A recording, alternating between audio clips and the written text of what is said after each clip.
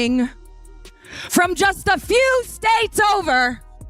She loves a good Cheez-It and will wash it down with some swig. She loves Scrabble, outdoor concerts at the Ruoff, and golfing at Crooked Stick. She's every ref's favorite, and she dresses like a CEO because she's a boss. Please welcome to the show, Caitlin Clark. Caitlin Clark just walked into the Lions' Den and didn't blink once. This might be her boldest interview ever. The WNBA's biggest superstar joined Sue Bird live at All-Star Weekend and completely lit the room on fire as a guest on the A Touch More podcast. From shutting down NBA rumors with brutal honesty, 2. Exposing how she really feels about becoming a walking meme, 2. Tossing some spicy shade at her own coach. Absolutely nothing was off limits. Forget the boring, polished press conferences. This was raw, unfiltered Caitlin, funny, fiery, and fearless. And if you think you already know her, think again. She dropped the kind of truth bombs that make headlines. We're breaking down the biggest and most explosive moments from this conversation. You do not want to miss this. Comment, CC Superstar if you're riding with Caitlin Clark. Let's go. First and foremost, you're in your second year. You're already getting an all-star game, so you get to host, which is amazing. Obviously, we'll just say the obvious. We're all very bummed that you can't participate. Me too. Yeah, I know you're bummed as well. But you can still enjoy it. Yeah. I think Indiana so far has done an incredible job. Mm-hmm. Caitlin Clark may not have suited up for the all-star game, but make no mistakes. She was the face of the entire weekend. In the heart of Indiana, her adopted home, Caitlin stepped into the spotlight as the unofficial host of the WNBA's biggest party. City has done a tremendous job of, decking out the whole place and making everybody feel welcome. So it's just getting started. From massive Nike billboards draped across the city to jam-packed media appearances, Caitlin's presence was felt everywhere. And even though she couldn't play, she embraced the role with pride and purpose, reminding everyone that she's not just a star on the court, but a symbol of the league's future off it. I think it's amazing.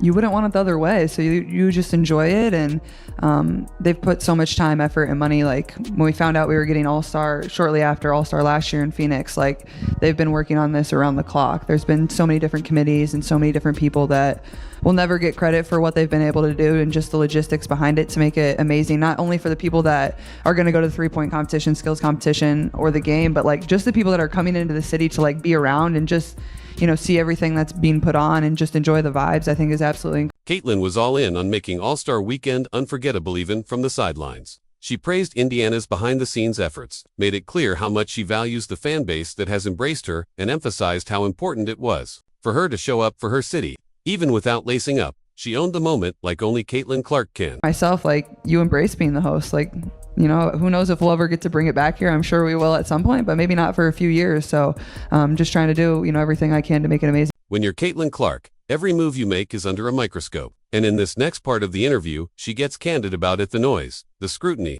and the pressure that comes with being one of the most talked about athletes in the world. But Caitlin doesn't flinch. She opens up about how social media creates a warped version of reality, and how the real grounding moments don't come from likes or headlines, but from kids in the stands wide and inspired. For her, those are the moments that truly matter. Well, I think first, you have to remember social media is just such a false perception of reality. And even for myself, you don't always realize that at times, it's not the real world. And, when you're in a position of, people are going to love you, people aren't going to like you. But I think when I show up to arenas, those are the moments that really remind me of how many people are really there supporting you and loving you. The little boys and the little girls, those are the people that are on social media caring about every decision you make or every comment you make. But also at the same time, I feel I just try to show up every single day and be myself and approach it that way and just be authentically. She reveals that while fans might see the fire and intensity on the court, her teammates know her as the jokester, the comedic relief in the locker room.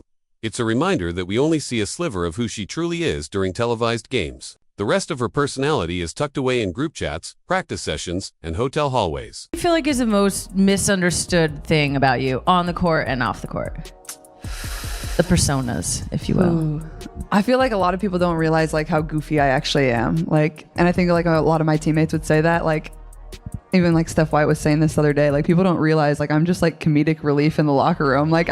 Once I step on the court, I'm super fiery and I want to kill, but every moment other than that, it's it's not serious. I just have fun. I have a good time. But don't mistake that goofiness for weakness. Caitlin breaks down how she shifts between her different selves, the athlete, the teammate, the daughter, the public figure. And rather than using it as a mask, she views it as a strength. It's how she protects her peace, copes with criticism, and manages to stay grounded despite the chaos swirling around her. It's a rare moment of introspection from an athlete who's constantly under the spotlight, vulnerable, honest, and quietly powerful. This is Caitlin Clark. Beyond the box scores. Oh no, you got jokes in the group chat. Yeah, group chat. I'm like, sometimes I'm like, this motherfucker is a troll. But I don't know. I feel like the more you get to know your teammates or your coworkers or whoever it is, like you just become more comfortable and, you know, you kind of understand them and they understand you. But I feel like anytime like you're in your private life or with your family, like you're truly just yourself at the end of the day. But I don't think it's like a like coping as much. I feel like it's just more so like a comfortability thing and like building that trust within your locker room first and foremost, more than anything. Every superstar has that moment when the spotlight hits just a little differently. For Caitlin Clark, there wasn't just one. From Travis Scott randomly posting her on his Instagram story back in college, to dropping a legendary 41-point triple-double. In the Final Four, her rise has been built on jaw-dropping performances and viral moments that no one could ignore. And as she shares here, that Louisville game wasn't just a win, it was the night the world truly took notice. Like my freshman year of college, like when we played UConn in the Sweet 16, we ended up losing in San Antonio. Like I remember Travis Scott had posted me on his story and I like got back to my phone and like everyone was texting me. I'm like, yeah, I have no idea why he did that. Like, I'm like, that's super cool. But yeah. But I would say like probably when we beat Louisville, my junior year to go to the Final Four in Seattle, I had like 41. I think I had 41, like 10 and 12 or something like that. But that was like the moment I really felt like things were really starting to. But the surreal part wasn't the cameras or the headlines, it was seeing her idols react. LeBron James, Steph Curry, and other athletes she grew up watching were now shouting her out. The one person that like really like made me starstruck probably was LeBron, because like LeBron was a person that I grew up like absolutely loving. Like he was like my Michael Jordan because I was younger, and like that's the person that I always looked up to. And so I'd say him, even throughout, and Steph, even those like at the end of my college career, they began to like comment on some things as I was ending my career and then now professionally. But I feel like I still have a lot of those moments and it doesn't always feel real because, you know, I feel very lucky. That level of recognition doesn't just validate your game, it reshapes your entire world. And yet, through it all, Caitlin still carries herself with the same wide-eyed wonder. Did turn down the NBA offer for the 3-point contest. That was the whole thing. We did turn that down, but you made good on your word. You wanted to show up for Indiana in the WNBA All-Star game. What went into that decision-making process?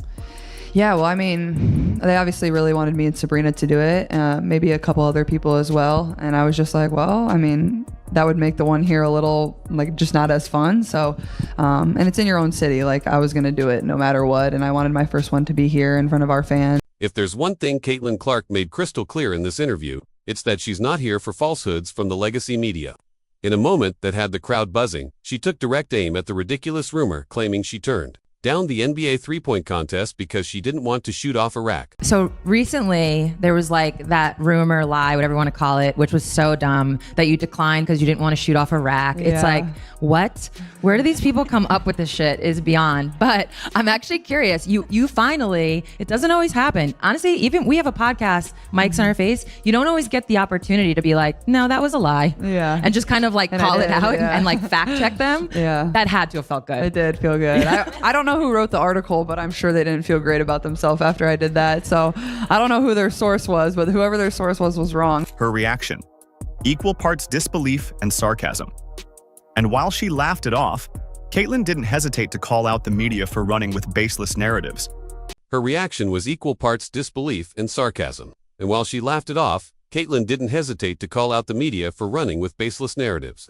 It was one of those moments that reminds you this is someone who isn't just playing the game. She's owning her voice in it too. I shot 30 times a game, so I always thought I was on a heater. Some nights I was, some nights I wasn't. But I would say more so professionally, like that Liberty game, I feel like as a shooter, like when you see like 2 or 3 go in, especially like for me, like if I have 2 back to back in a row, like I'm probably gonna launch a third that maybe isn't advised by Steph, but like I gotta get it up. And then if the third goes in, like you're just hot. I think as a shooter, like your confidence just builds and builds and builds. It's just coming off your hand better. The rim looks better. And then came the subtle jab when she shifted from myth-busting to mindset, talking about her now iconic Liberty game. Caitlin delivered a masterclass on what it means to be in the zone.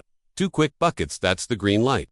3, she's launching heat checks whether her coach likes it or not. And here's where she couldn't help but toss in a cheeky jab. With a smile, she hinted that not every shot might be advised by Coach Stefan. The room erupted. It was light, it was funny, but it was classic Clark. Confident, self-aware, and never missing a chance to speak her truth, on or off the court. Caitlin revealed just how much trust she places in her own instincts.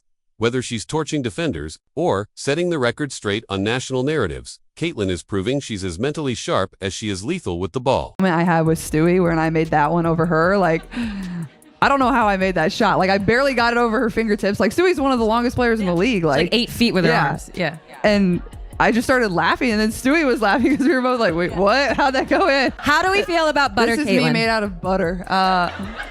So I don't know if anybody is from Iowa in here, but if you are, oh, sweet, we got a couple. It sounded like one. The Iowa State. That was just 2 claps by one person. A couple. Yeah. The Iowa State Fair is one of the best fairs in the country, but I believe that.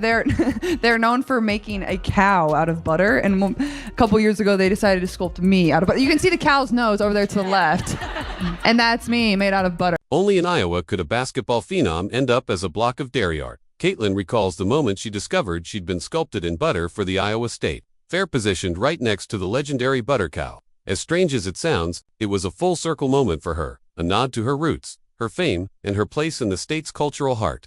She described the process like a proud Iowan, sharing how a local sculptor and her daughters have carried on the buttery tradition of immortalizing Caitlin.